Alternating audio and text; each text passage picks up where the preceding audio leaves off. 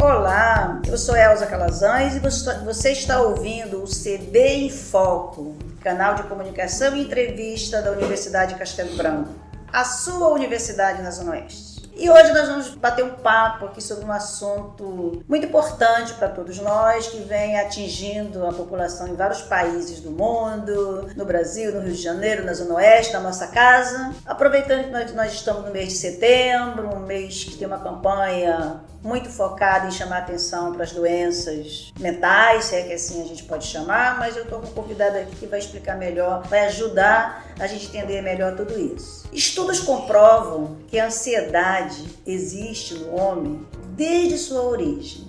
Inicialmente funcionava como uma sensação de insegurança e perigo para auxiliar seu instinto de sobrevivência. Mas o tempo passou e o que era natural passou a ser um grande problema de saúde mental no âmbito público. Só para a gente ter uma ideia, de acordo com uma pesquisa divulgada em junho deste ano pelo Instituto Cactus, em parceria com a Atlas Intel, 68% dos brasileiros sentem-se ansiosos e, interessante, menos da metade busca ajuda. O mesmo estudo aponta que cerca de um quarto da população já recebeu o diagnóstico de transtorno de ansiedade. Mas, afinal de contas, o que é ansiedade? Quais os sinais desse mal que afeta tanto a população? Será que é possível combater, prevenir? Da Universidade de Castelo Branco, o nosso episódio de hoje é sobre ansiedade, sintomas e práticas para combater. E para nos ajudar a entender esse assunto, eu vou bater um papo com o psicólogo Júlio Vasconcelos. Ele é especialista em neuropsicologia, mestre em ciências clínica médica neurologia, que ele também está fazendo pós-doutorado, e doutor em saúde mental. A Universidade de Castelo Branco tem a honra de tê-lo como professor dos cursos de psicologia e medicina. Júlio, vou chamar de Júlio porque é um jovem doutor. Seja muito bem-vindo ao nosso espaço, ao nosso canal. Muito obrigada pela colaboração. E antes da gente entrar nesse tema tão importante, tão pertinente, eu gostaria que você falasse um pouco pra gente como é que se deu a sua vida para Castelo Branco. Fala um pouco da sua conexão com a Castelo Branco, que com certeza foi uma grande aquisição, eu já ouso dizer. Boa tarde, obrigado primeiramente aqui a você, Elza. É um prazer estar atendendo esse convite, principalmente diante de um assunto tão importante e no mês que está aí, diante de também matemática, que quando a gente começa a falar também é complexa, falar sobre suicídio, sobre transtornos mentais associados. Sobre a Castelo Branco, é uma família, na verdade, mais uma que fui adotado praticamente, mas o prazer de trabalhar na Castelo Branco, ele advém a partir do momento que a gente veio trazer o curso de psicologia para cá. Então eu estou desde o início aqui, quando nós trouxemos o curso de psicologia, credenciamos o curso de psicologia, então é um orgulho falar disso. E hoje ser um curso que tem um nome muito forte dentro da Castelo Branco também. Então, mais uma vez, muito obrigado pelo convite e estamos aqui para contribuir. Delícia, né? Júlio, vamos então entrar na nossa pauta, Eu acho que tem gente já curioso, com certeza, nossos colaboradores, parceiros, ouvintes, na verdade são parceiros que estão junto com a gente toda semana aqui. O objetivo desse podcast é sempre levar assuntos interessantes, mas mais do que isso, fazer conexão com as pessoas que estão na nossa instituição, na Zona Oeste, na nossa cidade. Júlio, o que é ansiedade? É possível definir? Olha, uma pergunta. É mais fácil a gente dizer o que não é ansiedade. Boa! Porque a gente está diante de um transtorno mental, mas que muitas das vezes também ele é banalizado, ou mesmo naturalizado. Porque algumas pessoas usam, poxa, eu estou ansioso ou eu estou ansiosa. Então é importante a gente primeiro falar aquilo que caracteriza realmente a ansiedade, como um estado de ansiedade e como um traço de ansiedade. Porque a ansiedade, ela é, por si só, como você disse no início, um fator que faz parte do nosso processo evolutivo. Então, se a gente souber utilizar a ansiedade, o fator ansiedade ao nosso favor, isso é importante, porque na verdade funciona como um mecanismo de defesa para a gente em situações onde a gente precisa tomar alguma iniciativa. Então existe um estado de ansiedade onde a todo instante nos assola. Então se nós vamos, por exemplo, a um determinado evento e antes a gente fica ansioso em chegar aquele dia ou um final de semana... Eu, por exemplo, estava ansiosa para bater esse papo com você. Então, isso é um estado de ansiedade e é um prazer estar aqui nesse momento que criou-se uma expectativa. Então, nesse momento em que a ansiedade ela é tida como uma expectativa, a gente não olha por esse lado como um aspecto patológico. O grande problema é a recorrência dessas expectativas, onde a gente já fala de um traço de ansiedade, que já é uma questão, inclusive, até da própria personalidade também. Então é a pessoa, sabe, Elza, eu tive um professor uma vez que ele virou e falou assim, olha, se você amanhã ou depois quiser contribuir para o diagnóstico de uma pessoa que traz a hipótese de ansiedade, pergunte a essa pessoa se ela é preocupada. Olha. Então, preocupação, mas não é uma preocupação do dia, todo mundo fica preocupado, mas é uma preocupação excessiva, onde essa pessoa ela está sempre preocupada, ela está sempre lá na frente. E o fator principal que destoa, né, das demais falas da ansiedade é quando isso, na verdade, começa a interferir nas suas atividades de vida diária, quando paralisa. Então, este é o momento onde a pessoa faz com que aquele mecanismo de defesa dela, que todos nós temos, agora é disfuncional. Então, a gente vê que nesse momento ela não tem um controle sobre isso. Então, os principais sintomas partem daí. Então, parte taquicardia, então a pessoa tem aquela sensação de morte, né, de aperto no peito. E aí precisa cuidar. Exatamente. Aí a luz acende. Exatamente. Aí a luz está acendendo e você precisa buscar ajuda. Agora, Júlio, tem tipo de... Assim, vocês profissionais, obviamente vocês identificam, mas nós leigos, existe tipos de transtornos de ansiedade, assim, mais comum, que a gente possa falar assim... Perfeito. É muito interessante porque a gente fala ansiedade de uma forma geral, né?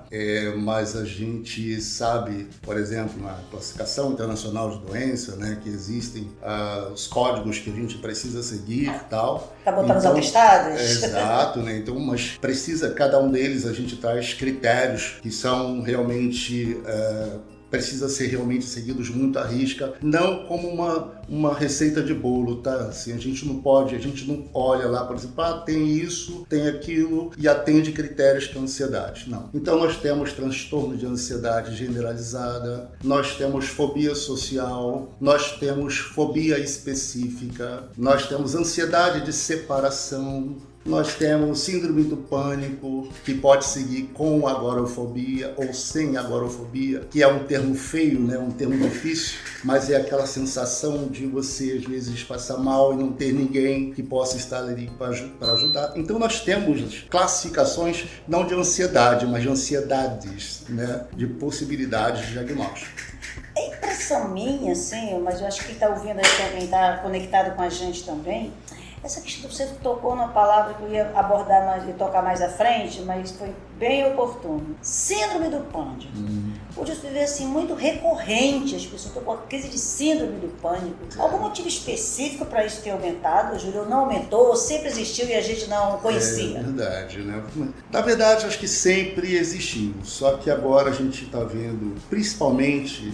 depois da pandemia, daquele momento mais agudo da pandemia para cá. 2020 para cá. Exatamente. E que eu acho que as pessoas tomaram mais ciência realmente daquilo que é pânico, né? Eu acho que foi um momento crucial que marca e que vem marcando, né? Eu falo do ponto de vista agora da clínica, né? Dos meus pacientes, em que a propriedade com que eles falam de pânico agora, né? É totalmente diferente daquilo que eles conheciam como pânico. Então, por incrível que pareça, busca essa relação que parece que teve um parâmetro, né, para falar sobre isso. O pânico, como as pessoas relatam, é uma sensação aguda, ou seja, momentânea, diante de um fato, diante de um evento, e os meus pacientes relatam que só em pensar naquilo que foi passado, ela já dispara todas essas sensações, essa taquicardia. Então, somente em pensar naquilo. E engraçado que os meus pacientes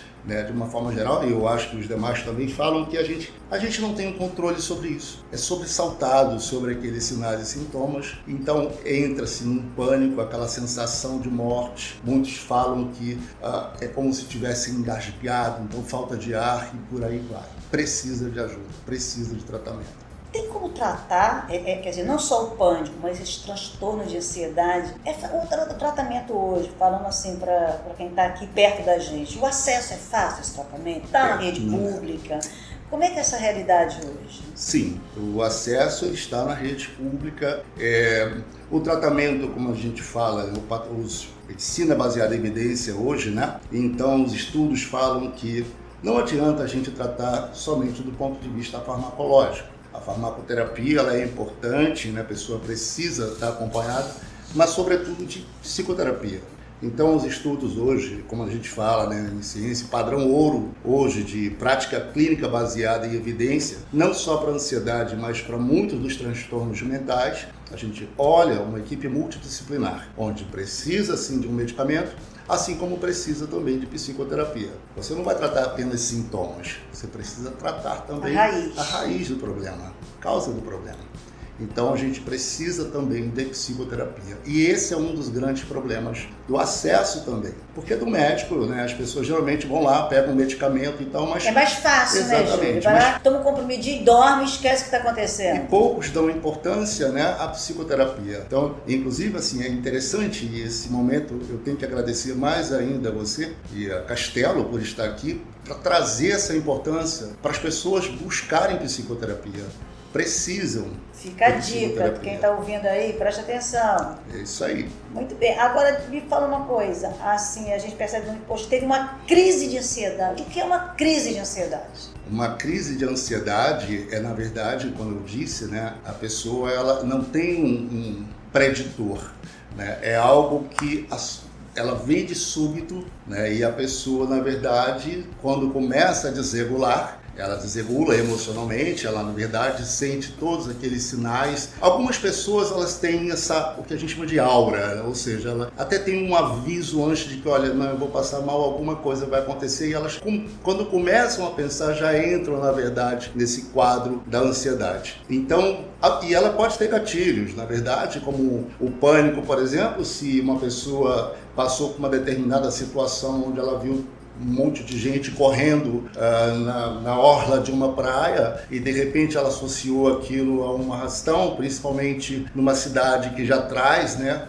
alguma violências, então ela começa a associar. Se um grupo de pessoas vem correndo, ela pode paralisar, né? Ou mesmo tomar uma iniciativa, que aí é o fator da ansiedade, como a gente olha com um ponto de vista positivo, que é a ansiedade que prepara o nosso corpo para uma tomada de decisão. Então, se nós estamos num evento estressor, num evento que nos coloca em perigo, o que o nosso cérebro faz? Ele liga um sinal de alerta, começa a emitir sangue para o batimento cardiorrespiratório lá, então a gente começa ofegante, manda sangue lá para as pernas, porque a gente, vamos correr. Pupilas dilatadas, então a gente tem que correr e tá enxergando bem. Mas quando o evento estressor passa, ou seja, aquilo que disparou, então a gente tem que voltar ao nosso estado natural. Agora imagine você, uma pessoa que não consegue voltar a esse estado natural. É uma pessoa que ela está num grau de sensibilidade onde qualquer coisa pode disparar, independentemente de você ter algum estímulo que vai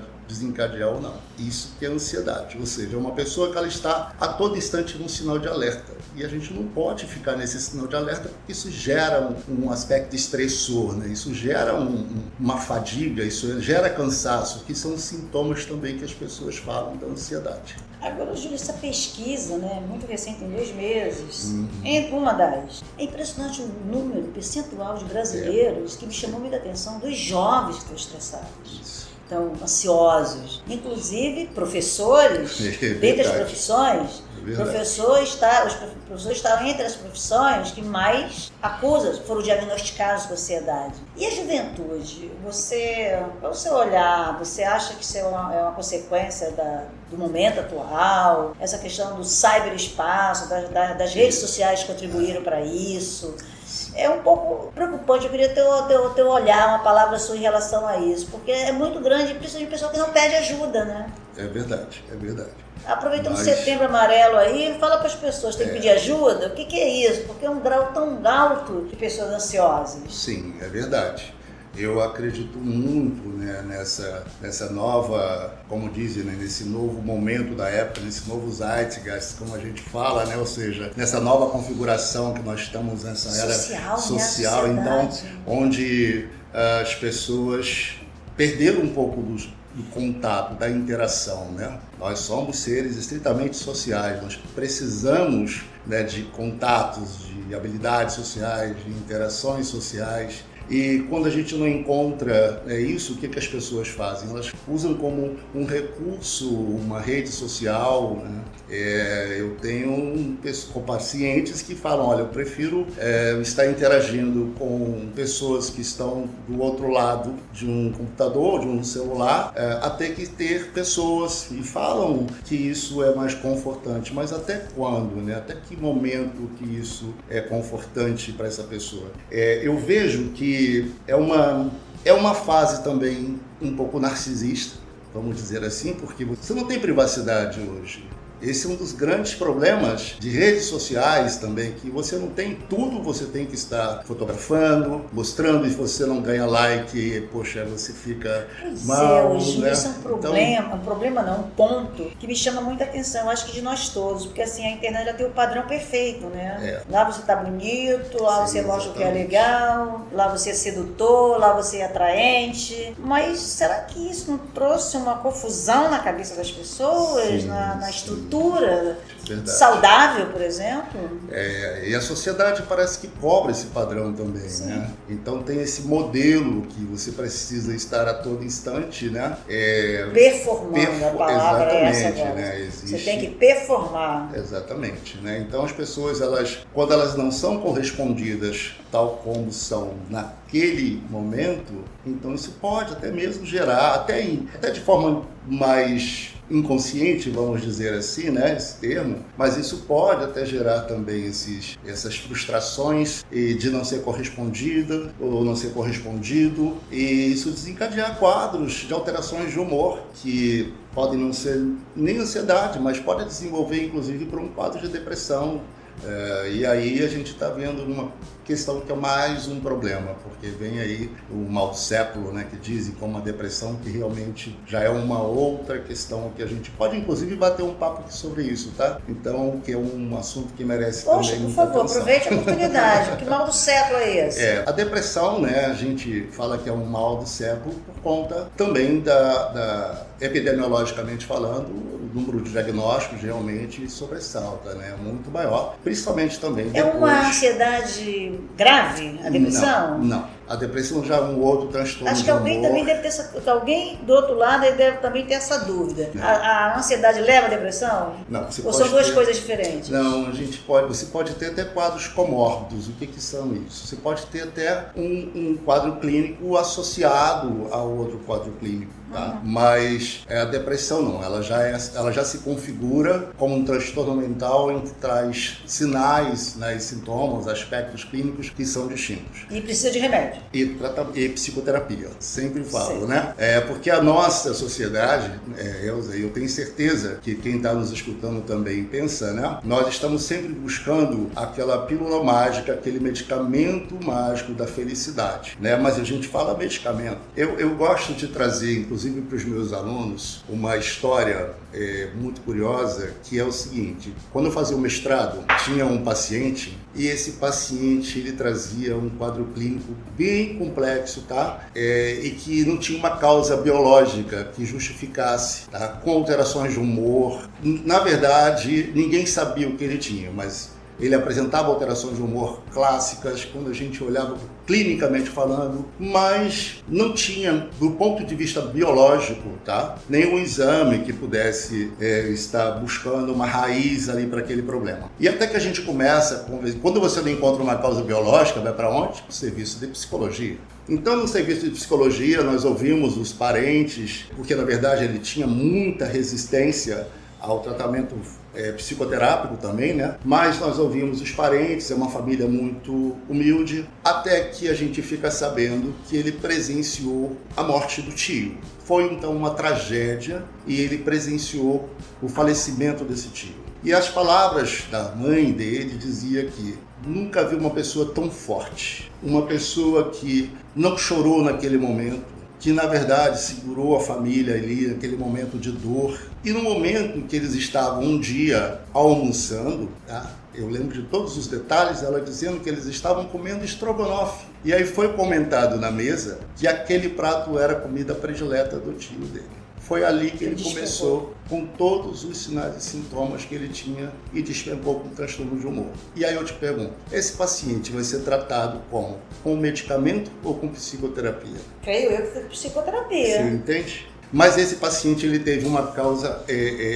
mais complexa e precisou também de uso de um placebo associado à psicoterapia. Por quê? Porque ele só ia para fazer lá o acompanhamento dele se ele estivesse tomando remédio. Ele só ia realmente se ele tivesse. Então, a equipe pensou de uma forma dele ter adesão e olha, vamos então, porque ele sentia dor, inclusive. Ele somatizava, ele sentia dor. E aí, no final das contas, um dia, numa sessão clínica que a gente tem na UFRJ, que foi onde eu fiz meu mestrado, no Clementino Fraga Filho, aparece esse paciente. E aparece esse paciente para agradecer a todo mundo o medicamento que deram para ele. Então, na verdade, o que fez efeito exatamente, psicoterapia. Exatamente. Aquele caso, para mim, serviu como um caso clínico, né? Um estudo realmente de caso clínico. A amostra principal do que o nosso cérebro, na verdade, sofre, né? As consequências desse dia a dia aí. Tá? Delícia conversar com você. Pra gente fechar, Júlia, assim, é possível a gente interromper uma crise de ansiedade? Quais são os fatores de risco, os principais fatores de risco? Eu acho que quem está ouvindo a gente deve perguntar assim, quais os principais fatores de risco dessa? Olha, como eu falei, né, assim, tem uns gatilhos, óbvio, né, que nós estamos inseridos dentro de um contexto em que ali a gente tem que entender o que pode estar desencadeando quadros clínicos de ansiedade. Então, eu gosto muito de trazer os exemplos, né, que eu já convivi com alunos, inclusive, com pacientes também, mas eu vou trazer um exemplo bem mais simples aqui, tá? Para a gente entender o que pode desencadear e o que a gente deve fazer no momento. Boa. Então, eu tinha uma aluna em que ela dizia que ela tinha epilepsia e ela convulsionava muito. E ela fez exames, um eletroencefalograma, que é um exame clássico e típico para epilepsia, e ela não tinha nenhum foco epilético que justificasse as crises convulsivas que ela tinha. Até que um dia ela foi fazer uma investigação mais aprofundada e viu que não era um quadro de epilepsia, era um quadro de ansiedade. E que ela convulsionava sempre no momento que tinha época de provas.